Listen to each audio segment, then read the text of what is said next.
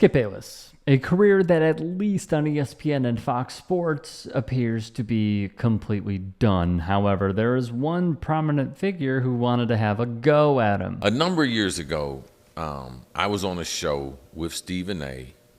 and Skip Bayless. And both of them? Yeah, both of them, on their show. Yeah. I was working at ESPN doing NFL. I would do Mike Greenberg after doing my NFL stuff, and then I would come on there because Stephen A. and I were friends. I didn't know Skip personally, and I'm going to be honest with you. Skip Bayless is not one of my favorite people. Let's pause here. This is NFL legend, two-time All-Pro, number 80 retired by the Minnesota Vikings, Cris Carter. Carter went on to be an NFL Hall of Famer, then joined the major networks, the four-letter network of ESPN, Fox Sports. And he would speak on this with the Fully Loaded podcast. I'm on there doing the show. I do the show and everything. And then all of a sudden, this is when the Tebow phenomenon was going on. And he was a huge Tim Tebow guy. You know, this guy is this. I remember it. Okay. Oh. So I come on there on a Monday, and, you know, we're trading barbs and everything. We go back and forth, back and forth, back and forth. And then I just level set it and was like, listen, if throwing the football is important in the NFL, Tim Tebow will never be a starting quarterback in the NFL. Yep. So he got defensive, and then he came back and said, well, that's why you didn't win a Super Bowl. Okay. So what'd you say? Which got nothing to do with nothing. Let's pause once more here. Do we notice the trend? You should. Remember when Shannon Sharpe and Skip Bayless butted heads? You're probably thinking, which time? I'll tell you. The one time that Sharpe felt a dig from Bayless was, quote, personal, was when he brought up, Bayless this is, how Sharpe, who is a Hall of Famer at the tight end position, is nowhere in the same stratosphere as Tom Brady, a quarterback. It was unnecessary. It was low. It did not pertain to the topic they were discussing. All in all, it's Skip Bayless to a T. And Sharpe would say, quote, that's what you do. Every time I call something into question, I'm jealous, Skip. I did what I did. You make it seem like I was a bum. I'm in the effing Hall of Fame. I got 3 Super Bowls. You take personal shots. You would take a personal shot at me to say this man is better than me because I say he's playing bad this year. He was, by the way. You would disrespect me to support him. Thus, Sharpe would remove his glasses in disbelief, where Bayless demanded he put them back on his head and said he was, in fact, the one who was being disrespected. He'd lash out at Sharpe again, saying, quote, it's beneath your dignity. Wow. This is just who Skip is. Again, we have a pattern. More from Carter. We went to commercial break. So you didn't say nothing before commercial? He just said his... No. Okay. Good man. I took my earpiece out, and I told him, I'll never be on your show again. Yeah. And if you ever say anything like that to me again, I'll punch you right in the face. Good for you. Pause again. We have another example of a pro athlete knowing of other athletes who wanted to have a go at Skip Bayless. Recall this. I just feel of late he's been very, very, very disrespectful and out of pocket, and that's normal, but he's been that way to Shannon. And you could see Shannon bite his tongue. You can see him, do deep breaths from not jumping across that table and wringing that man's neck. But I think Skip's day is coming. And it may not be from a firing standpoint because, we know white men in this profession can kind of get away and do with, what they want. Just is what it is. And it makes good TV. Remember, controversy sells. So, of course, Fox are going to want to keep those type of ratings. This is, of course, Matt Barnes, NBA veteran, co-host of All the Smoke with Steven Jackson, and has worked for various networks. And he really went into depth about how he kind of saved Skip. Shannon's had a lot of love, or does have a lot of love for Dude, but you could even see Shannon's fed up.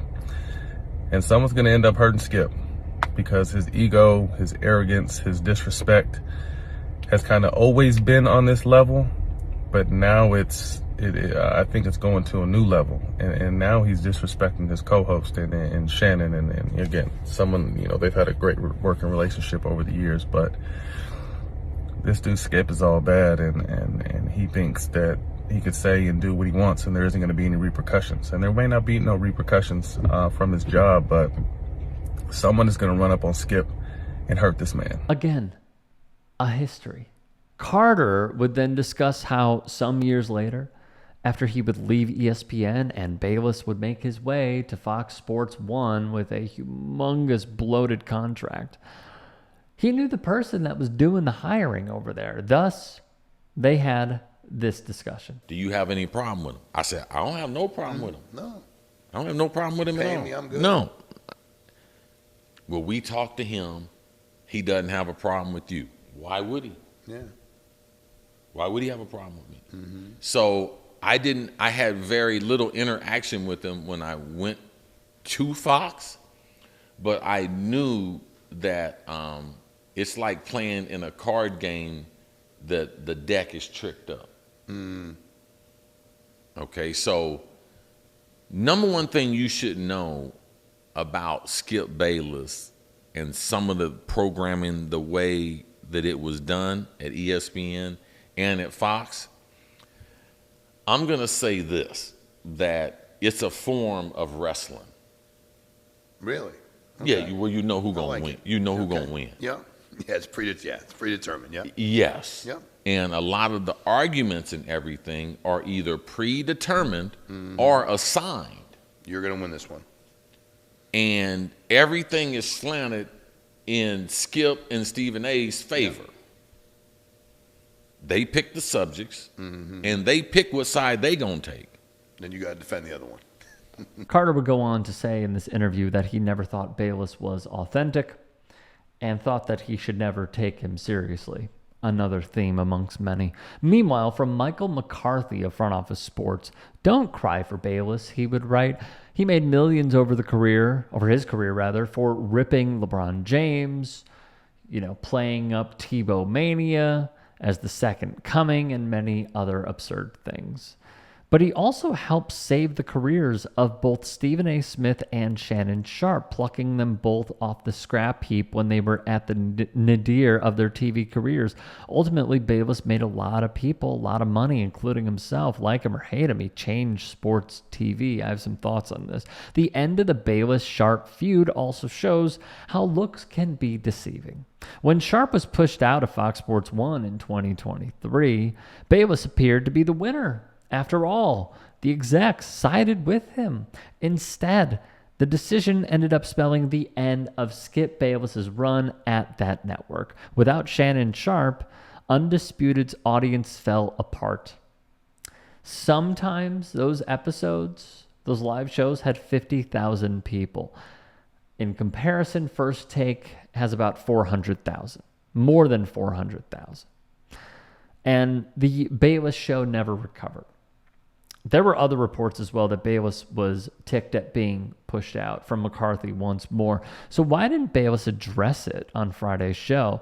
I'm hearing the proud Bayless was so disappointed at being pushed out of the network he helped build that he passed on the chance to address his departure. Bayless may also blame FS1's execs rather than himself for not fixing the feud with Shannon before it got out of control, say some sources. So let's work our way backwards. Skip is going to address this because he is a complete workaholic. He is going to go all in on the Skip Bayless show, YouTube, podcast, what have you. His agents are probably going to push this as it's going to be his main focus. That's why it's going to be even better, because he's not going to have doing two shows at once between Fox Sports 1 obligations and then his own personal show. He is going to talk about this in depth because, as we have seen over the years, Stephen A. Smith cannot stop talking about Max Kellerman. He brings it up every time he gets. And there are so many, myself included, who take the bait. And we are also the ones who are saying, stop talking about it. Max Kellerman can't say anything. You are punching at a defenseless fighter. Yet it's picked up by many other outlets. We have seen how Shannon Sharp has talked about him leaving Skip Bayless and Fox Sports, how he felt disrespected, and he's peeling back the curtain slowly but surely because we are interested in what happened. The day-to-day. There's so much information that we don't have right now, so any little cookie crumb they give us, we eat up. With that being said, Skip is going to go all in on his show, and the first episode is going to be lashing out at Fox Sports 1 or praising them and giving us some of those crumbs as well. The other parts of this, and I need to be very clear, I'm not a fan of debate stuff. I used to be. I've grown completely out of it, and as I have studied this more and more, I do believe that it has led to the downfall of sports media. I believe that journalism was ruined because of hot takes, because we lived in an era of pure speculation, saying the most outlandish BS-driven thing in order to drive clicks. And what does that do? It then goes into many others who are reading journalists that are accredited, award-winning, respectful, authentic, fantastic, integrity-driven. Then being driven out of the industry, because then what does that do? It props up more people doing video, more people firing off hot takes. Oh, can you believe what streamer XYZ123 said? Not a shot at streaming. I'm just being clear. I'm standing up for the journalists who actually do the work. Third, so like the whole thing about like, yeah, he got people paid. True, he did get people paid the wrong way. He also, you could say, launched his career by claiming that Troy Aikman was gay in a book.